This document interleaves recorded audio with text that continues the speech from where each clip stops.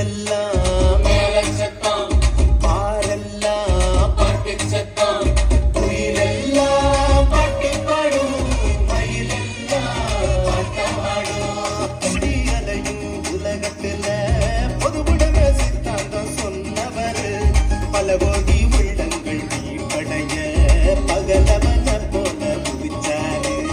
ஏழ்மையும் வறுமையும் ஒழிந்திடவே எல்லாருக்கும் எல்லாமாய் இருந்தாரே.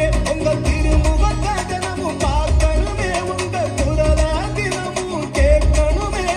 விண்ணில் மகிமை இறைவனுக்கே, மண்ணில் அமைதி மனிதருக்கே. ஊரெல்லாம் மேளம் சத்தம், பாரெல்லாம் பாட்டு சத்தம்,